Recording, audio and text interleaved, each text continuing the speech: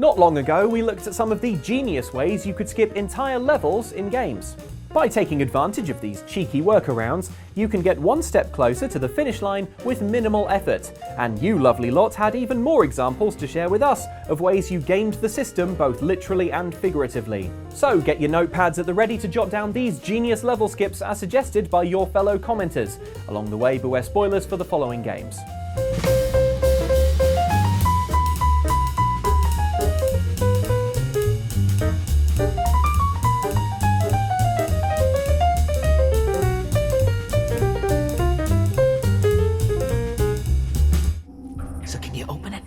Maybe just solve it?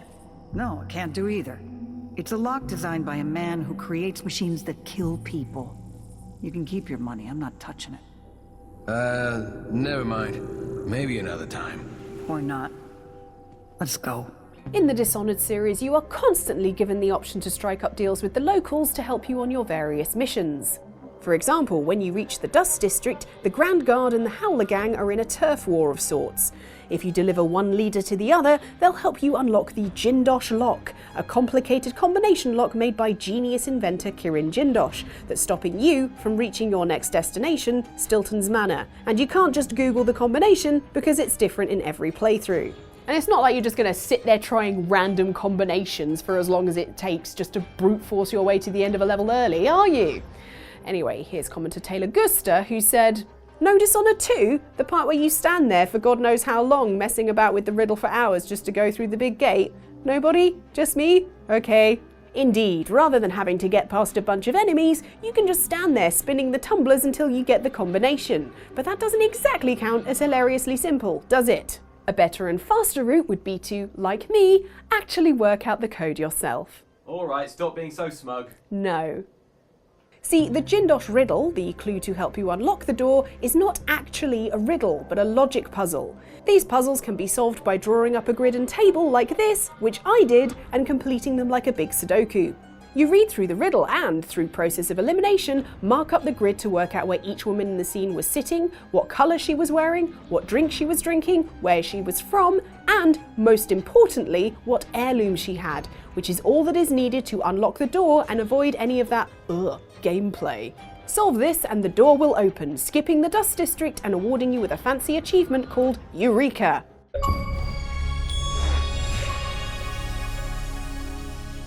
Not exactly the words I screamed out after finally getting it right, but close enough for jazz. As someone who first played it the normal way and then tried the riddle, it doesn't save you a huge amount of time, but it does remove any possibility of getting stabbed or shot, and rewards you with an added air of smug superiority, knowing that you solved a riddle that the game kept saying was impossible. Just walk up to Stilton's front door and try your hand at the Jindosh lock. Maybe you're smarter than the thousands who've tried to open it. Or you could use the even easier route of using the cheat sheet on the wiki. Dishonored players discovered that the Jindosh riddle follows a basic pattern. Yes, while developers Arcane made the lock to be randomized so people couldn't just look up a single solution, the riddle itself is the same structure each time, just with the various elements swapped around. For example, to quote the wiki, the first mentioned woman in the main paragraph always matches up with the third mentioned heirloom. So there's a very easy way to sidestep the entire Dust District just by following a simple pattern your fellow players worked out for you. But still, it isn't quite as satisfying as working it out for yourself, and don't worry, I won't let it go to my head. Hey Ellen, we got an email back from your old uni. They said they can't just give you a doctorate for solving one logic puzzle in a video game. Damn it!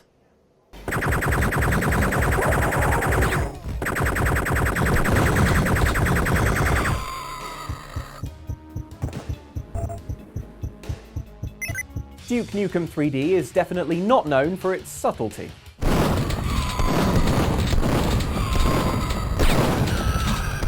Ah, so the cops are literal pigs. I get it.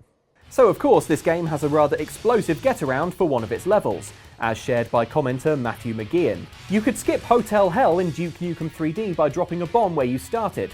Yes, the level Hotel Hell was aptly named, full of pig cops who are trying to stop the Duke from doing, I don't know, whatever it is a Duke Nukem does. Nuking them, presumably. The hotel itself isn't going to be getting a positive review from us on TripAdvisor anytime soon, due to the huge amount of live ammunition being hurled in our direction, and the building being full of rats. Also, because it's 1996, the Wi-Fi is terrible. However, you can steer clear of this place entirely, which is good because the hotel pool is full of monsters and oh my god, have you seen the state of these bathrooms? Somehow I think washing my hands in here will make them dirtier. But before you get to those toilets of terror, if you have your hands on some pipe bombs when you start the level, you can turn immediately round to your right and look for this yellow and grey wall. Chuck the bomb in the little gap, detonate it, and voila! A route out is immediately available to you. Who wants some? Even if you don't have any pipe bombs on you, you can leg it out to grab one, run back, and achieve the same thing. This is because the entire level circles round to where you began, and those pipe bombs help you avoid the long route of climbing back through the hotel's ventilation system to get to the very same button. Oh! Who wants some? I guess you could say you circumvented it. I'm sorry, but that joke is cleverer than 99% of Duke Nukem 3D. A low bar to clear, I know.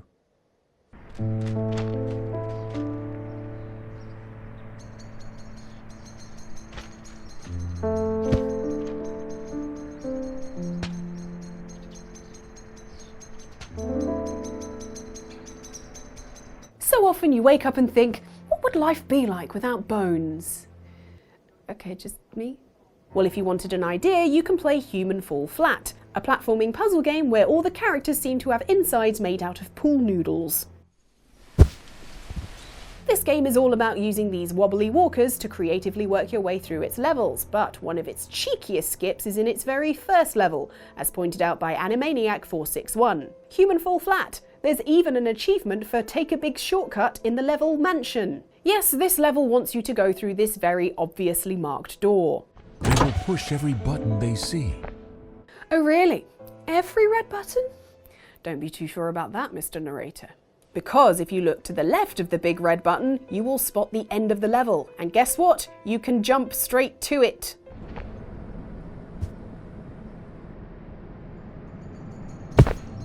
None of you saw that. Okay, so it's not the easiest of leaps. It's a pretty wide gap and requires a run-up with a good grab. But all that means is that it might take a couple of goes before you get it right.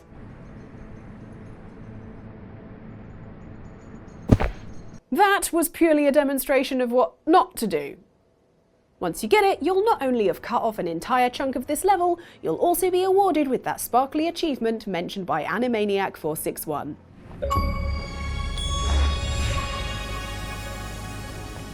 Yeah, first try. But what about... I said first try.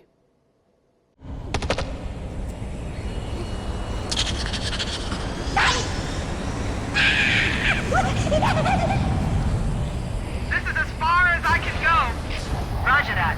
We'll be able to find our way to the control center from here. Good luck. Bowhammer out.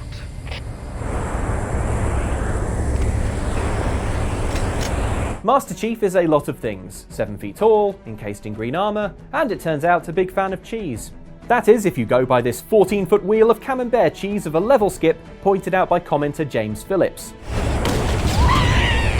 The early Banshee trick from Halo Combat Evolved. You could position yourself just right to knock a Banshee down off a ledge, letting you access the vehicle early. The 5th level of Halo Combat Evolved, Assault on the Control Room, starts off normally enough, with you heroically fighting off groups of Covenant forces before you accidentally blow yourself up with your own grenades. Or get murdered by an elite. Yeah, no mum, the whole video games for a living thing is going great. They said I'm a natural. But get to the right spot past these double doors and you can pull off a nifty trick to skip 90% of the level and avoid any more embarrassing deaths. See, this Banshee loops round to attack you, and if you duck at just the right moment, you can make it crash into the wall. This makes the pilot stack it out of the Banshee, landing it right next to you, where it is ripe for the taking. I didn't think there were any human forces left on this planet. I believe this falls under the Geneva Convention's protocol most commonly known as finders keepers. With this you can ride effortlessly over a huge chunk of the level, only having to hop out to open a few doors on the way because apparently the Covenant haven't invented the garage door clicker. Riding around is not only faster, but it seems that eschewing the traditional route through the level prevents later enemies from being spawned. So nothing shoots at you, and when you finally reach an area you're forced to walk through, they're just like me, empty on the inside. The only thing keeping you company is Master Chief's echoing footsteps, which sounds a lot like he's wearing stilettos.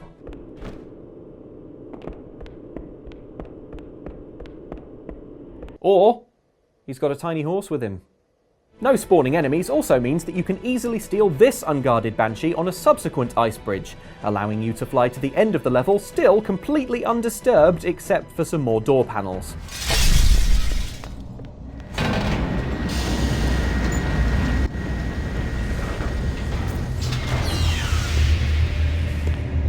See, we told you it was an absolute cheese. Master Cheese! Damn, nearly missed that one.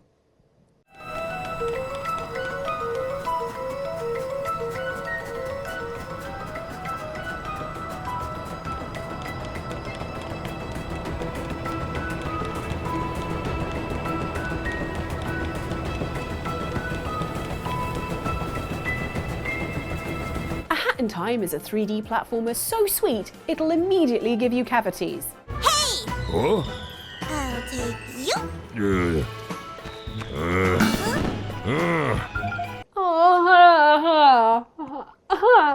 So when you get to the level Queen Vanessa's Manor and it suddenly turns into a cartoon version of Alien Isolation, it's a bit of a shock, to say the least.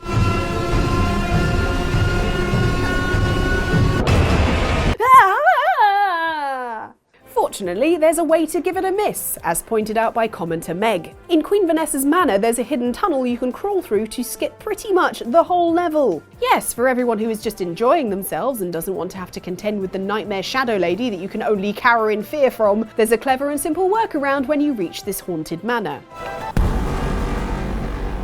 When you're in the slightly flooded wine cellar, squeeze yourself between these two kegs and you can get straight to the final chest, bypassing the horrible smoke monster and quickly ending the entire level.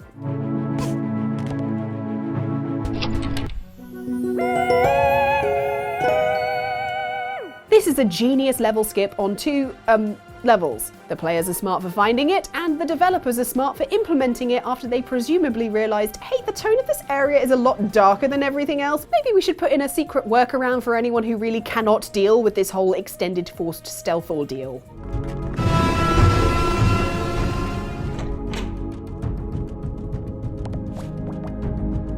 Thanks, developers. Although you are really going to have to help me with my dental bills. Ow. You may keep the relic, but we shall leave now. Do not try to stop us. You have forgotten something. The Azeroth matter concerns me no more. Do as you wish. 'Tis of no import to me. If that is so. Most of the workarounds on this list involve skipping levels or sections of levels, but commenter Ryan Wessel points out one that cuts a bit more from its game. Skipping the entirety of Two Worlds by kiting the last boss into the villages of a nearby town. The entirety of Two Worlds? That's 200% of a world!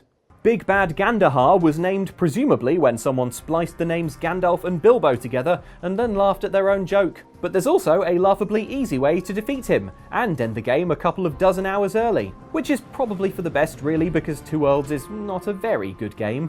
Necromancy is the path of the damned. You enter upon that path at your own risk. What can you teach me about necromancy? Gandahar can be found just hanging about right near the beginning of the game, dressed in his fantasy Darth Vader cosplay because apparently nothing about him is unique. I mean, it's taking everything in me not to call him Ganondorf, so... But one good thing about him is that, as mentioned by Ryan, he can be easily dealt with by a mob of angry peasants. Do you hear the people swing, swinging the swords of angry men? It is a music of... What did I say about Les Mis? Any more and my Nintendo Switch goes in the fridge? Going in the fridge. Try to fight Gandahar one-on-one and you'll quickly be literal human toast. But these villagers are only too happy to spam lock him into oblivion. And no, we don't mean the other, better open-world RPG that came out at around the same time. You, the supposed hero, stand on as the locals chip away at his huge health bar with arrows and swords until he crumples to the floor like a goth's laundry pile.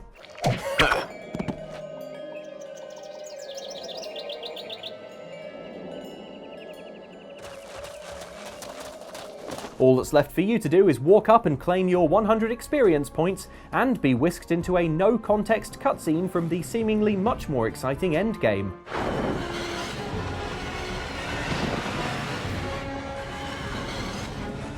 One day you will see the truth. There is no choice. I'm sorry, Gandahar, but there was a choice, and I took it, and now I can go play a better game.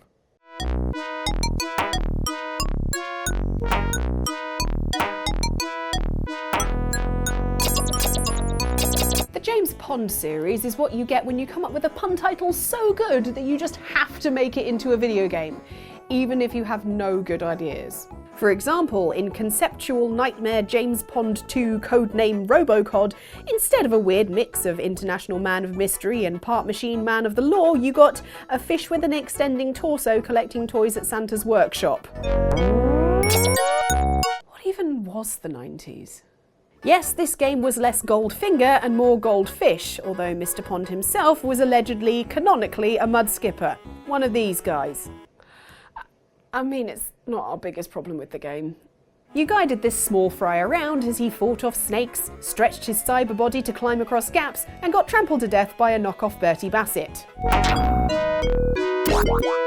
And that's why I don't like licorice all sorts. Also the taste of them. But if you wanted to avoid this nightmare opening level of balls with faces, sentient glove men, and London buses with some sort of weird vendetta against fish, Cometer RoboSparkle, no relation, has the level skip for you.